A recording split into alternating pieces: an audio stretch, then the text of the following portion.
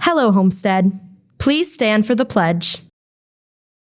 I pledge allegiance to the flag of the United States of America and to the republic for which it stands, one nation, under God, indivisible, with liberty and justice for all.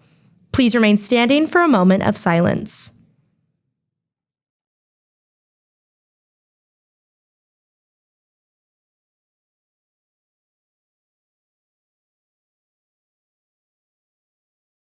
From Homestead Media, this is HHS In-Depth.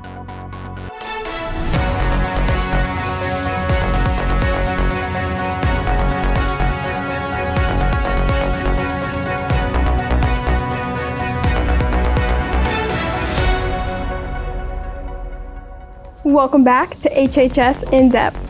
On today's show, you'll learn about some teachers here at Homestead that have lived outside of the country.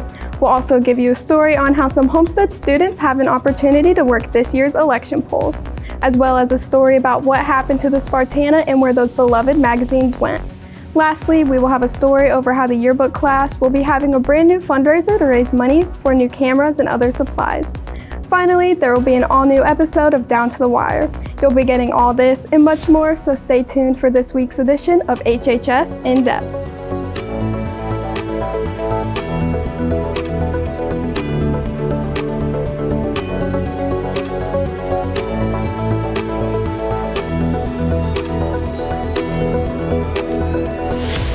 Today is Friday, October 4th, and thank you for joining us on HHS In-Depth. I'm Matthias Arizmendi. And I'm Bella Cook. And Matthias, we've officially made it to October, and I'm loving these cooler temps. I've already gotten on my Uggs, and I'm looking forward to when the leaves start to fall. I personally don't have any opinions on the current weather. I'm just glad I don't have to bust out my winter coat yet. I totally agree with that. I'm glad we have a couple weeks of the nice weather until it gets cold again. Thankfully, weather reporter Kenley Sugar is in to fill us in on the current and upcoming weather we can expect for tonight's football game against Carroll. Well, Bella, with these past Friday nights having just terrible conditions, this night is supposed to be a good one. You can expect the 7 p.m. kickoff conditions to be just under 70 degrees with some sunshine. Things will cool off just a tad throughout the night, so you may want to bring long sleeves for the second half. The theme tonight will be blackout, so come to the field wearing anything black to support our Spartans as they play against the Carroll Chargers. Looking ahead to the weekend, our Saturday and Sunday will be picture-perfect October days as both days have lots of sunshine and highs into the upper 70s. Saturday night is a perfect night to do some outdoor activities as the overnight low only gets down to 58. Be sure to enjoy both days because we know these conditions won't be here for long. Kenley Sugar, HHS In-Depth. And now we go beyond Homestead. In world news on Tuesday, Iran launched dozens of missiles towards Israel in what was said to be a response to the killing of Hezbollah leader Hassan Nasrallah, along with others. Israel has vowed responding to the attack, sending more troops to Lebanon, sparking worries among its allies that the conflict in the Middle East could escalate even further. In U.S. news, as time goes on, more information is discovered regarding the aftermath of Hurricane Helene. It is estimated that more than 160 people were killed during its 500-mile path of destruction. Dozens of others remain missing. Helene made landfall in Florida as a Category 4 hurricane, tore through the southeast and left millions without power, water, and communication. Thank you, Matthias, for some news outside of the walls of Homestead. We'll be right back on HHS In-Depth.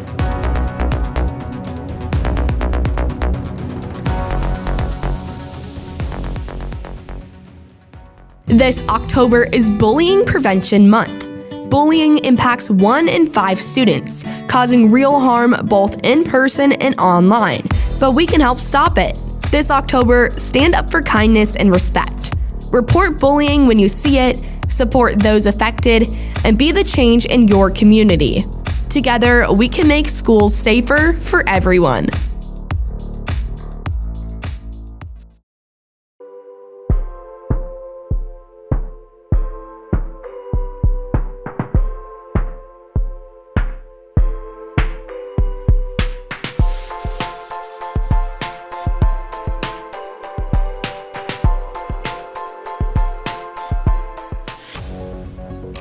Welcome back to HHS In-Depth. Here at Homestead, diversity isn't just part of the student body, it's part of the faculty as well. In fact, Several teachers in our building bring a unique perspective to their lessons. Having once called countries other than America their home, reporter Kaya Noem joins us now with a story on how some of these educators' experiences living abroad has helped shape their teaching skills. There are 7 different teachers here at Homestead that have lived outside of the country. These countries range from places in Mexico to places like Austria and Japan. I lived in Mexico, in central Mexico, and Puebla. I studied abroad in Mexico City. I lived in Peru for almost 3 years. I lived in Barcelona in Spain. I lived in Vienna, Austria. I lived in Japan, and I spent some time living in Puerto Rico. Senor Pieper, Profe Perez, Senor Bailey, and Dr. Robinson all lived outside of the USA for a semester abroad, while other teachers went there for more specific reasons. Mrs. Chadwick lived there to help children, Mr. DeVries lived outside from the military, and Mr. Tuckey lived there when he was younger. My husband and I, we worked in a children's home in Peru, kind of like an orphanage for kids that were abandoned and abused. And so we worked there kind of as like a support team for 3 years. After college, I had the chance to travel to South America, and my best friend and I, we lived down there for half a year visiting all sorts of countries. And every country is a little bit different than the next. That's the lovely thing about Spanish is the language that unites all of these countries. Their different perspectives from different countries offer us lessons that go beyond the classroom. We are fortunate to have teachers with such opportunities here at Homestead. I'm Kaya Noem, and this is HHS In-Depth. Thanks for the story, Kaya. Students, make sure you don't miss out on the early bird pricing of the 2025 yearbook. In the past, yearbooks were typically purchased at registration, but that is different this year. All ordering has moved online this year. If you have not yet purchased your 2025 yearbook, you can do so by scanning the QR code shown in the graphic or going to yearbookforever.com. Spartan seniors. Several scholarships have recently been added to the HHS scholarships page. Many of these have deadlines coming up soon, including the IU Well Scholarship. Please be sure to visit the scholarships page by clicking on the QR code shown in the graphic as soon as possible, so you have plenty of time to submit all materials by the posted deadlines. Poetry Out Loud is having its call-out meeting next Wednesday, October 9th in room A 2019. The meeting will take place after school until 3:40. Go see what it's like to take part in a nationwide poetry recitation contest with opportunities for cash prizes at the state and national levels. Cheerleaders for the upcoming basketball season. The Cheer Parent-Student Athlete Call-Out Meeting will be on Tuesday, October 9th at 6:30 p.m. in the Homestead cafeteria. Last week, Key Club got to participate in a workshop run by the charity Audrey's Comfort Totes to make care packages for patients in the hospital dealing with mental health issues. Emily and Audrey Thomas founded Audrey's Comfort Totes after Audrey spent a night in the ER due to her mental health issues. Together, they came up with some items that would have distracted and comforted Audrey during her time in the hospital. The charity keeps growing, and the bags are now distributed in 4 states. Key Clubbers cut and tied the ends of blankets and filled the tote bags with goodies while learning about mental health. For more information about Audrey's Comfort Totes, check out the website listed below. The first DECA fundraiser event of the year, What the Hecka? DECA Twilight Mile is happening tomorrow at the Indian Trails behind the YMCA, right next to the pickleball courts. There is an untimed fun run at 5:30 and timed run at 6. The registration fee is $15. The proceeds go to offsetting the competition fees for DECA members.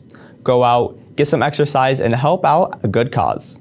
As the 2024 presidential election approaches, now just a month away, reporter Olivia Butler shares how Homestead students can volunteer to run the Allen County election polls.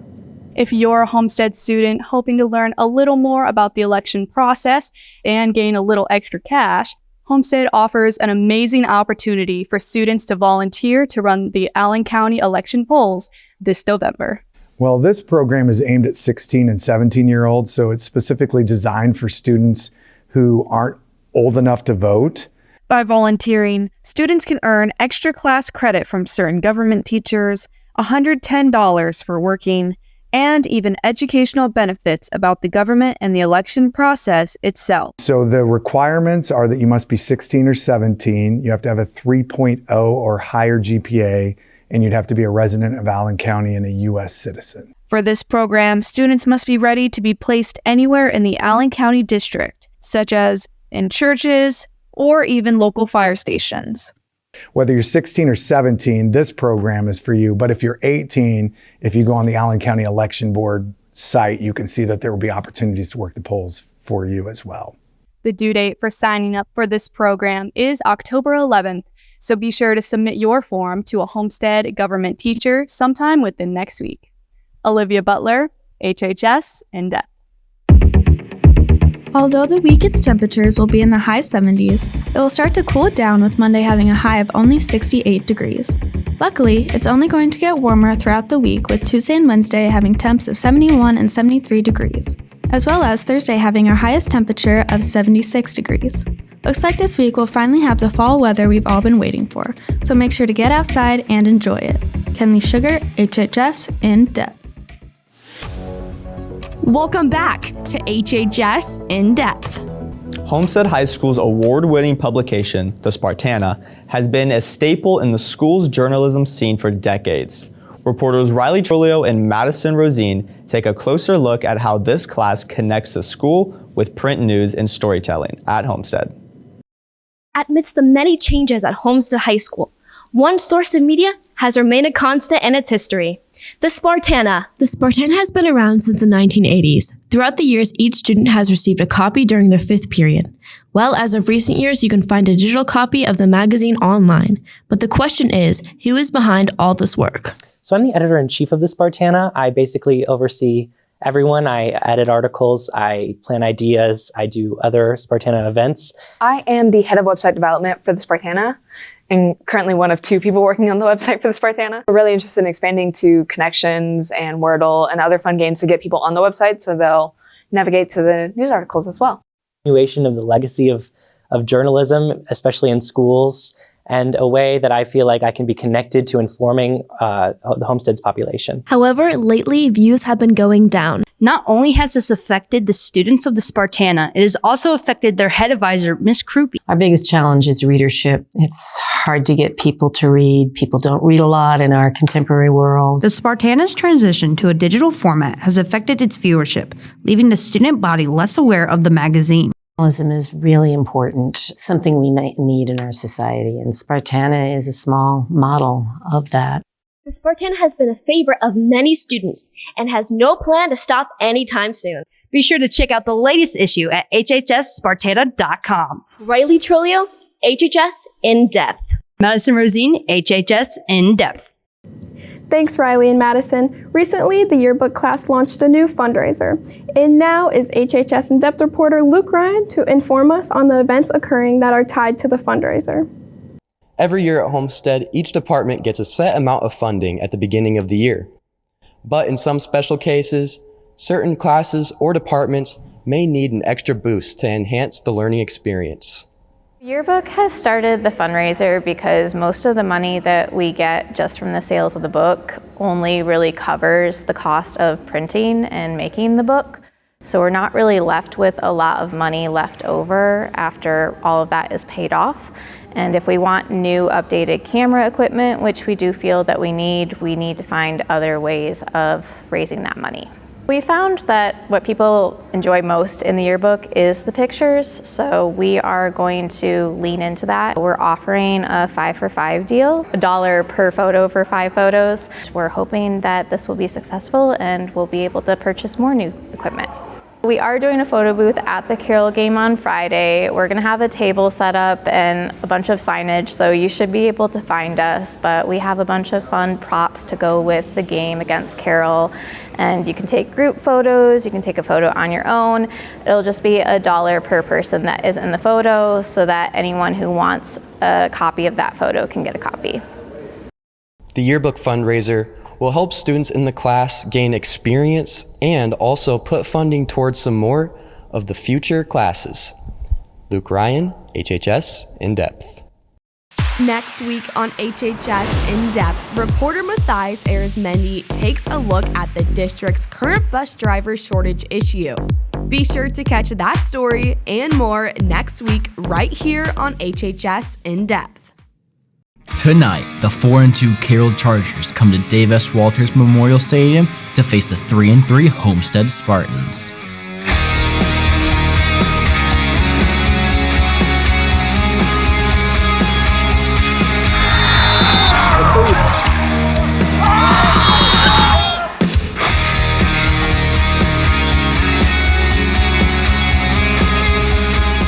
Watch live on YouTube at Homestead Media.